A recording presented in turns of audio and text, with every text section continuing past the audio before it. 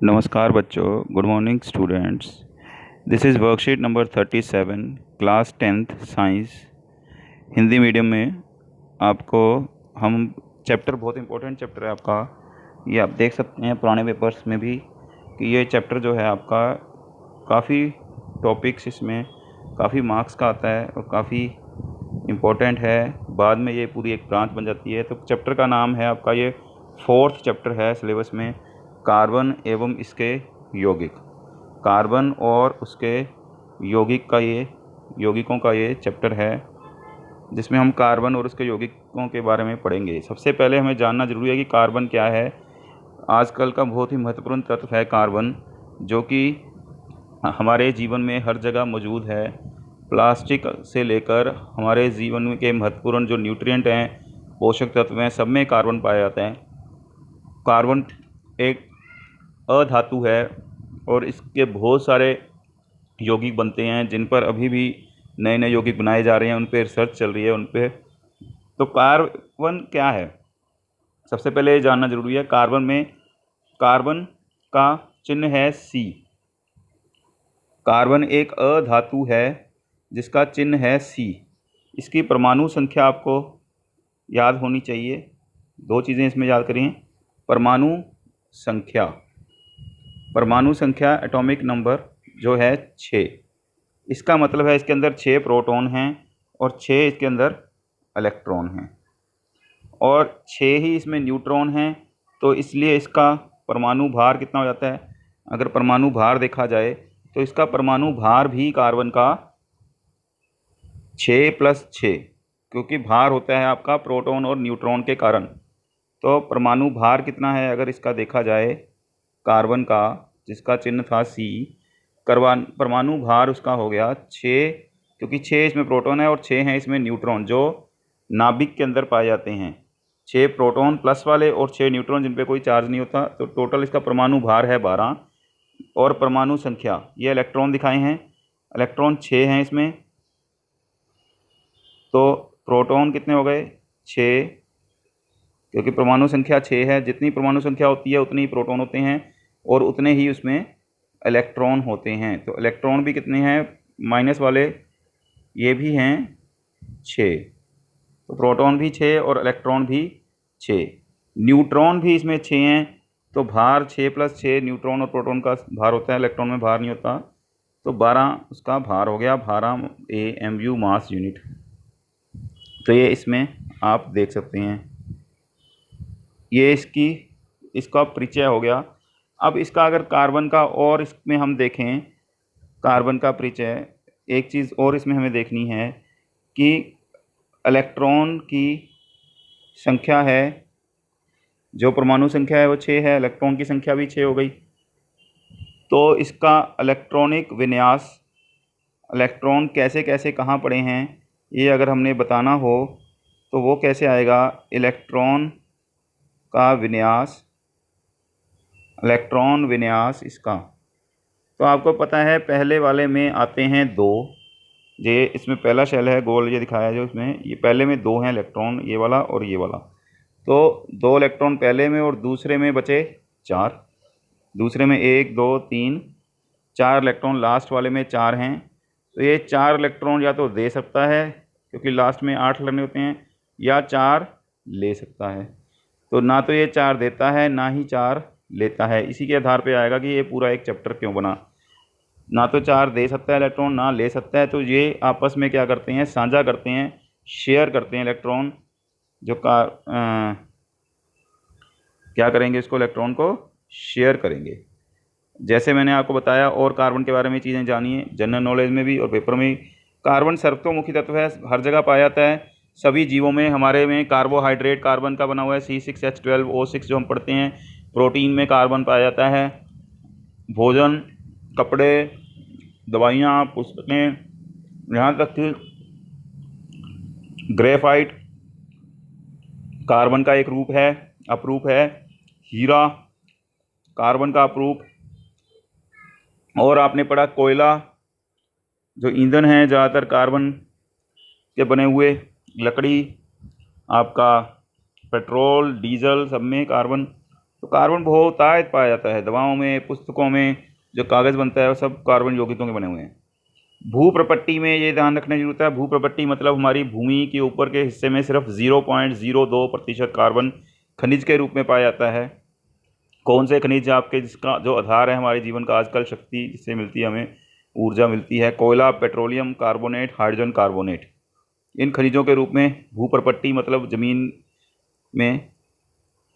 वातावरण में भी कार्बन डाइऑक्साइड की फॉर्म में होता है ये कार्बन डाइऑक्साइड CO2 जिसको बोलते हैं, उसकी फॉर्म में 0.03% पाया जाता है, वहाँ 100 में से 0.03। कार्बन का और परिचय क्या है? कार्बन एक अधातु है, इसका प्रतीक आपको बता दिया C है, परमाणु संख्या 6। परमाणु संख्या का मतलब इलेक्ट्रॉन की संख्या और प्रोटॉन की संख्या, प्लस और माइनस वालों की संख्या है 6। न्यूट्रॉन जो जिस पे कोई चार्ज नहीं होता वो भी 6 हैं। वैसे उनका परमाणु संख्या से लेना देना नहीं है, लेकिन वो भी 6 हैं। आगे इलेक्ट्रॉनिक विन्यास आपको भी समझाया था पीछे। इलेक्ट्रॉनिक विन्यास है 2 4, मतलब पहले में 4, दूसरे में 6। अब उत्कृष्ट गैस, इसके पास की उत्कृष्ट गैस होगी जिसका, देखो ये कार्बन है 6, उसके बाद 7 वाला कोई आएगा 8 9 10, ये उत्कृष्ट गैस इसके साथ वाली होगी नियोन, Ne, नियोन, जिसमें लास्ट में कितने इलेक्ट्रॉन आएंगे? 8। आपने पहले धातु अधातु में पढ़ा है कि कोई भी इसीलिए इलेक्ट्रॉन को देता या लेता है ताकि उसको उत्कृष्ट गैस का विन्यास मिल जाएगी, आखिरी में उसके इलेक्ट्रॉन पूरे हो जाएं। आखिरी में 8 से ज़्यादा इलेक्ट्रॉन नहीं आ सकते। तो अब कार्बन इलेक्ट्रॉनिक विन्यास कैसे लेगा? जब कार्बन का इलेक्ट्रॉनिक विन्यास में पता है तो वो इलेक्ट्रॉनिक विन्यास को अपने को उत्कृष्ट गैस का कैसे बनाएगा, उत्कृष्ट गैस का विन्यास कैसे प्राप्त करेगा? तो कार्बन, आपको देखा कार्बन के आखिरी में 4 इलेक्ट्रॉन है, या तो ये 4 इलेक्ट्रॉन खो दे या 4 इलेक्ट्रॉन प्राप्त कर ले। तो ना तो ये खो सकता है ना प्राप्त कर सकता है 4 इलेक्ट्रॉन। कार्बन चतुर्संयोजी मतलब 4 है इसकी संयोजकता। ये देखिए आप, वैलेंसी इसकी संयोजकता 4 है, तो ये 4 इलेक्ट्रॉन इसको चाहिए, या तो 4 इलेक्ट्रॉन दे दे या ले ले, खो दे, लूज कर दे, दे दे, या फिर ले ले, किसी से प्राप्त कर ले। लेकिन खोएगा अगर इलेक्ट्रॉन जाएंगे तो प्लस चार्ज आता है, C4+ बनेगा, लेता तो C4- बनता, जो हमने आयनिक अबंध में आप पीछे वाले धातु अधातु के वीडियो में देख सकते हैं। लेकिन ऐसा नहीं होता, क्योंकि 4 इलेक्ट्रॉन लेना और 4 इलेक्ट्रॉन देना बहुत ही मुश्किल है, इसलिए इसमें बहुत ऊर्जा चाहिए। 4 इलेक्ट्रॉन खोने के लिए या 4 इलेक्ट्रॉन धारण करने के लिए भी बहुत ऊर्जा चाहिए। कार्बन एक छोटा सा वो है, तो वो 4 इलेक्ट्रॉन लेने के लिए भी प्रोटॉन उसको लेने नहीं देंगे। 4 इलेक्ट्रॉन बहुत मुश्किल होगी, 6 इलेक्ट्रॉन ही है, वो इतना खींच के नहीं रख सकते इलेक्ट्रॉन को, जो प्लस वाले माइनस वालों को खींच के रखते हैं अपनी तरफ। तो इसलिए इन्होंने एक क्या रास्ता खोजा, ये साझेदारी करते हैं। तो ये क्या करेंगे? साझेदारी। कार्बन अपने अन्य परमाणुओं, अपने ही अन्य परमाणुओं के साथ, जैसे कार्बन कार्बन के साथ साझेदारी करते, 1 इलेक्ट्रॉन की, 2 इलेक्ट्रॉन की, 3 इलेक्ट्रॉन की साझेदारी करता है। तो संयोजकता इलेक्ट्रॉन कौन से? ये 4 वाले इलेक्ट्रॉन की साझेदारी करता है, शेयर कर लेता है। ये इस समस्या को सुलझा सकता है कि ये, क्योंकि ना तो ले सकता है, क्यों नहीं ले सकता? क्योंकि 4 इलेक्ट्रॉन खोने के लिए अत्यधिक ऊर्जा चाहिए, और 4 इलेक्ट्रॉन धारण करने के लिए जो जिसके प्रोटॉन बहुत कम है, 6 ही प्रोटॉन है, तो इतने वो आपस में खींच के नहीं रख सकता अपनी तरफ। प्लस वाले माइनस को खींच के रखते हैं, वो नहीं खींच रख सकते इतने सारे इलेक्ट्रॉन को। अगर 4 और ले लेगा ये, तो इसमें 4 और लेने पे इसमें इलेक्ट्रॉन हो जाएंगे 4, तो पहले 6 तो पहले ही हैं, 10 हो जाएंगे, पर उन 10 इलेक्ट्रॉन को खींचने के लिए इन 6 प्रोटॉन में इतनी शक्ति नहीं है, और 4 इलेक्ट्रॉन इसमें से बाहर निकालने के लिए इतनी ऊर्जा नहीं है कि 4 इलेक्ट्रॉन इसमें से बाहर चले जाएं। जैसे हम कहीं बाहर जाना चाहते हैं तो हमारे पास बहुत सारा पैसा या बहुत सारी चीज़ें होनी चाहिए तभी हम जा सकते हैं, इतनी इसमें ताकत नहीं है ताकि 4 इलेक्ट्रॉन बाहर चले जाएँ।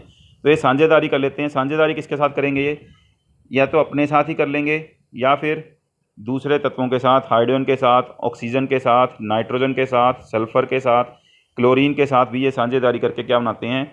मॉलिक्यूल या अणु बनाते हैं। जो ऐसे साझेदारी से बनते हैं, एक तो आयनिक बंध थे, आपने पढ़े थे, आयनिक बंध बनते हैं इलेक्ट्रॉन खोने से या इलेक्ट्रॉन ग्रहण करने से, देने से इलेक्ट्रॉन या लेने से। लेकिन यहाँ क्या होती है? साझेदारी। एक ही प्रकार या विभिन्न प्रकार के परमाणुओं की साझेदारी से बने अबंध को क्या बोलते हैं? ये दूसरी तरह का अबंध है सह संयोजी। सह मतलब साझेदारी से बना हुआ, आपस में कोवेलेंट, संयोजी इलेक्ट्रॉन कोवेलेंट बॉन्ड बोलते हैं इंग्लिश में। अबंध मतलब आपस में शेयर करके, आपस में साझेदारी करके इलेक्ट्रॉन की जो संबंध बनते हैं, अबंध बनते हैं, बॉन्ड बनते हैं, उनको बोलते हैं। इनके हम एग्जाम्पल आगे पढ़ेंगे, उदाहरण पढ़ेंगे। अभी हमने ये जाना सहसंयोजी अबंध क्या होते हैं और क्यों बनते हैं। जहाँ पे वो इलेक्ट्रॉन दे ले नहीं सकते तो वो साझेदारी करते हैं। तो ये सहसंयोजी बंधों में वाले अणुओं में भीतर तो प्रबल बंध होता है, लेकिन इसका अंतर अणुक बल कम होता है। इनका जो अणुक बल है वो आयनिक बंधों से क्या होता है, कम होता है।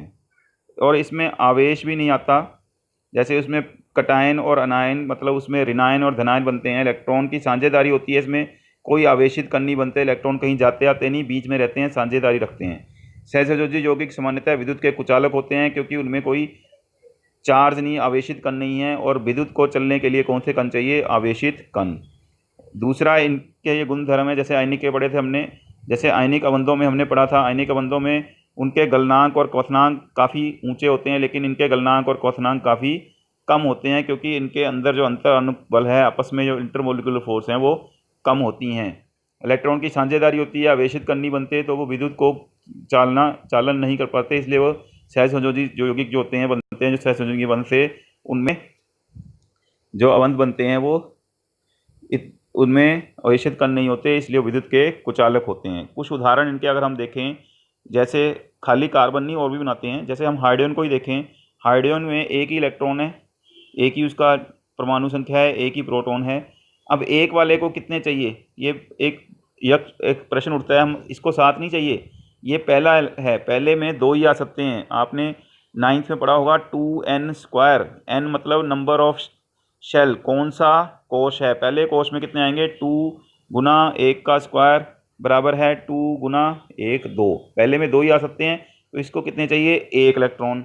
या तो 1 इलेक्ट्रॉन ले ले या 1 इलेक्ट्रॉन दे दे, या फिर ये 1 इलेक्ट्रॉन आपस में साझा कर लेता है, जैसे ये हाइड्रोजन बनी हुई है, आप पढ़ते आ रहे हो बहुत टाइम से, बहुत उसमें पढ़ा आपने H2, ये H2 बना कैसे है, एक जैसे जो परमाणु है वो ना तो कोई देगा, कौन लेगा, दोनों को एक एक चाहिए। जैसे मान लो यहाँ पे 1 इलेक्ट्रॉन है, लास्ट में इसके आखिर में, इसके आखिर में भी 1 इलेक्ट्रॉन है, तो ये ना तो 1 इलेक्ट्रॉन देगा, ना कोई 1 इलेक्ट्रॉन ये इसको दे दे, नहीं, ये इसको दे दे, नहीं हो सकता।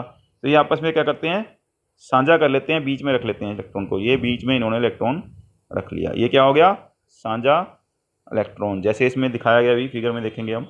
अब क्या हुआ, इसके पास इसने इसका साझा हो गया, ये दोनों इलेक्ट्रॉन इसके भी हो गए और इसके भी ये हो गए, तो ये इसमें बनाया हुआ है आपको।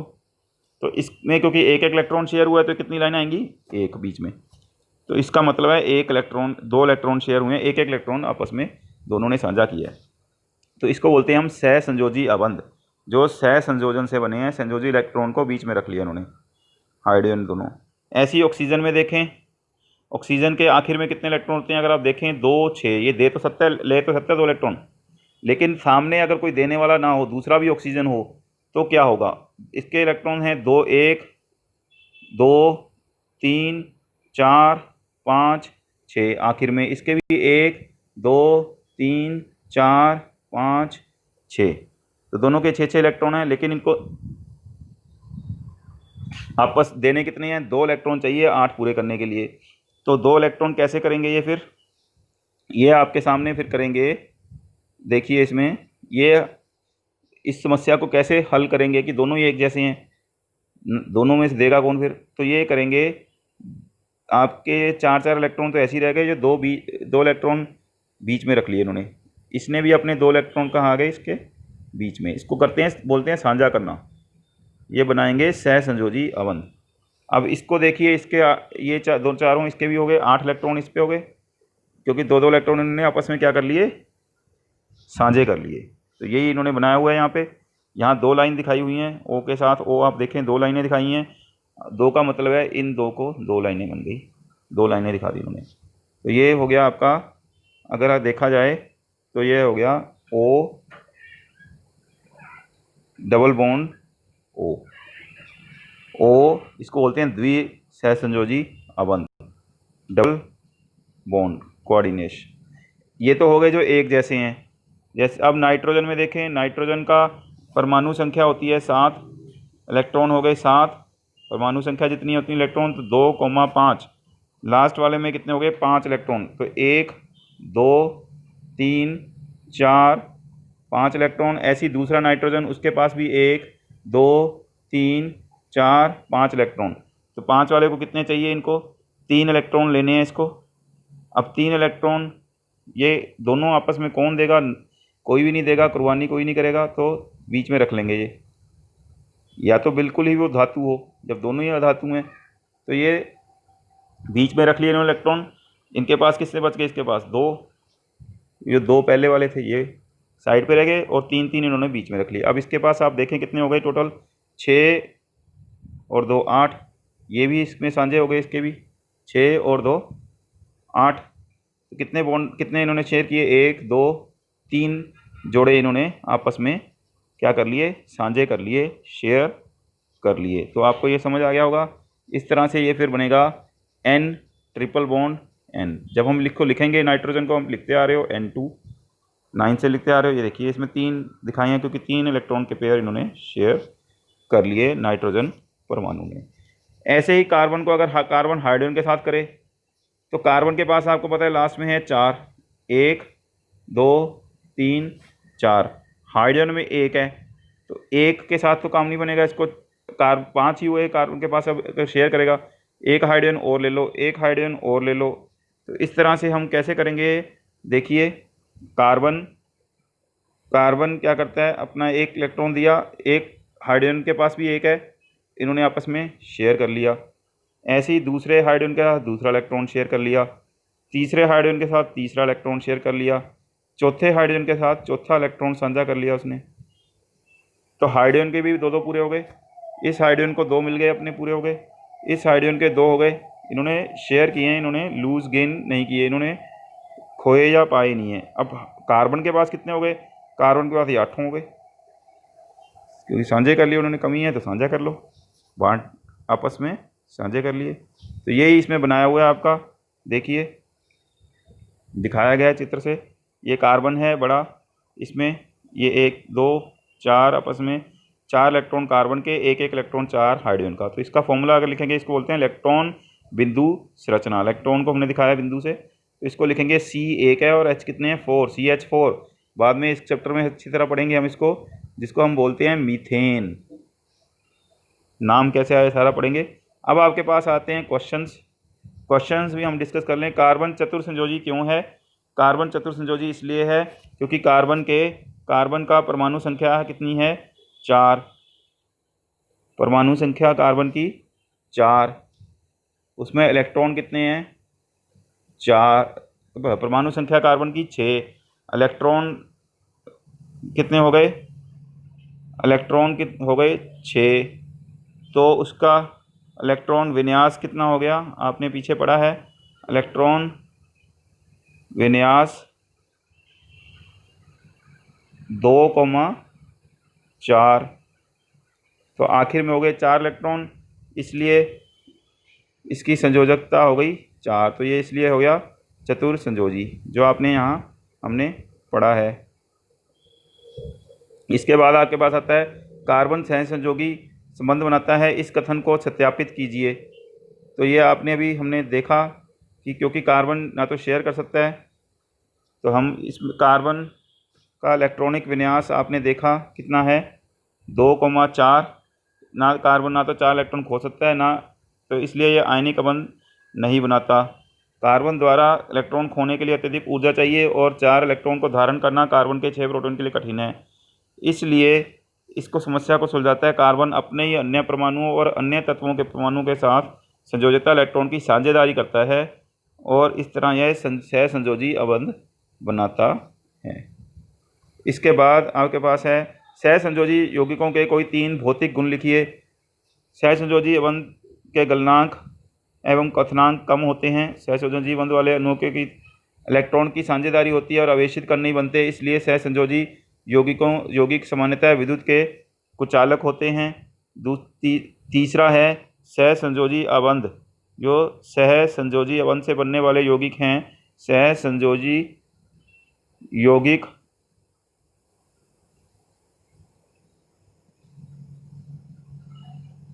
ऊष्मा के कुचालक होते हैं, ऊष्मा के भी कुचालक होते हैं। विद्युत के कुचालक होते हैं, ऊष्मा के कुचालक होते हैं। गलनांक इनके कम होते हैं, क्वथनांक भी कम होते हैं और ये कठोर नहीं होते। कारण बताइए सहसंयोगी बंध विद्युत के कुचालक के होते हैं। ये आपको भी समझाया गया, क्योंकि सहसंयोगी बंध इलेक्ट्रॉन परमाणुओं में इलेक्ट्रॉन की साझेदारी से बनते हैं। एक ही प्रकार के इलेक्ट्रॉन की साझेदारी होती है इनमें सहसंयोजी बंध में, इसलिए आवेशित कण नहीं बनते। इसलिए सहसंयोजी बंध विद्युत के कुचालक होते हैं, क्योंकि विद्युत को आवेशित कण चाहिए। अब इनमें आपको इलेक्ट्रॉन बिंदु संरचना बनानी है। H2O में ऑक्सीजन का देखिए, ऑक्सीजन में लास्ट में 6 होंगे।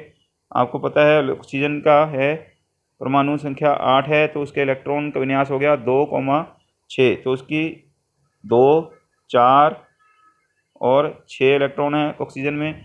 इसको चाहिए 2 इलेक्ट्रॉन, तो 2 हाइड्रोजन के साथ शेयर करेगी।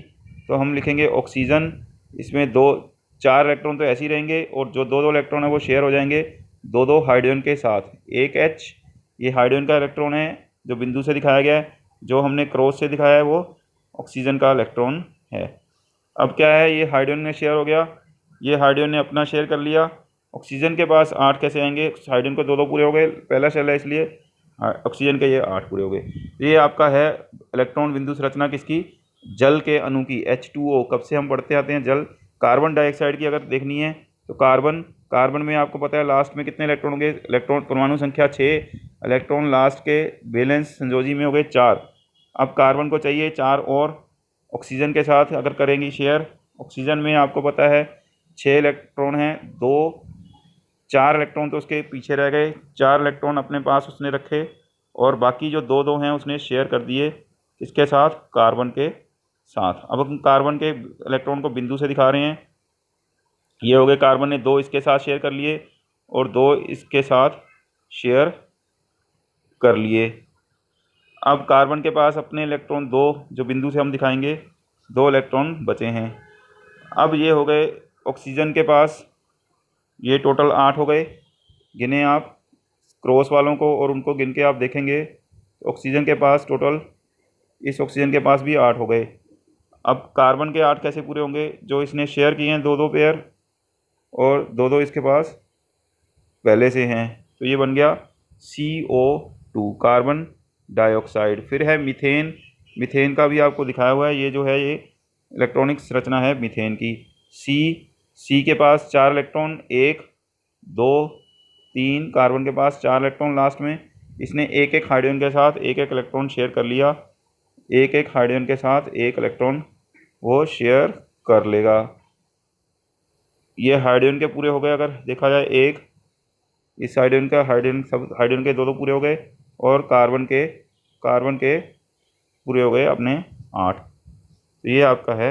चलिए आगे भी वीडियो देखते रहिए, शेयर करते रहिए और